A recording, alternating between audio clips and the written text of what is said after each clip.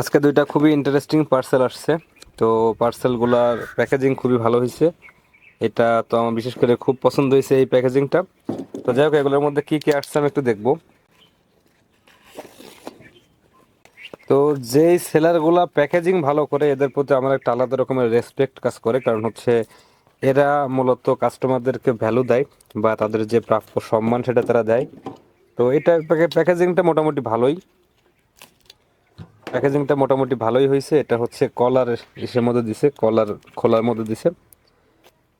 তো এইগুলা হচ্ছে মূলত চন্দ্রমল্লিকার চারা, অর্থাৎ এগুলো হচ্ছে এখানে 10 কালারের চন্দ্রমল্লিকা ওনার কাছে আছে বলছিল। তো সেই জন্য হচ্ছে আমি এটাকে অর্ডার দিয়েছিলাম। তো যাই হোক, গাছগুলা বেশ ছোট ছোট, তারপরেও মোটামুটি হেলদি আছে, অর্থাৎ এগুলো নষ্ট হয়ে যায় নাই। এই যে একটা গাছ নষ্ট হয়ে গেছে, এই গাছটা, এই গাছটা যখন উঠানো হয়েছে এখানে শেকড় খুব বেশি ছিল না, তো সেই জন্য এটা নষ্ট হয়ে গেছে। তো যাই হোক, এটা একটা আনফরচুনেট ঘটনা, এটা কোনো সমস্যা না। বাকি গাছগুলা মোটামুটি ভালোই আছে, হেলদি আছে। তো এই গাছগুলা মূলত হচ্ছে আমার এখানে আসছে প্রায় 3 দিন লাগছে এগুলো প্যাকেজিং করার পর আমার এই পর্যন্ত পৌঁছাইতো। তো সেই পর্যন্ত গাছগুলো যে নষ্ট হয় না এটাই আলহামদুলিল্লাহ ভালো আছে। তো আপাতত এগুলোকে আমি এখনই পটিং করতেছি না, এগুলোকে আপাতত আমি একটা পাত্রের মধ্যে ফাঙ্গিসাইডের পানি দিব, দিয়ে তার মধ্যে রেখে দিব কিছুক্ষণ, 1-2 ঘন্টা, তারপর এটাকে টবে লাগাবো। তো এটা হচ্ছে ফাঙ্গিসাইড পাউডার, অল্প একটু পাউডার দিয়ে দিলাম।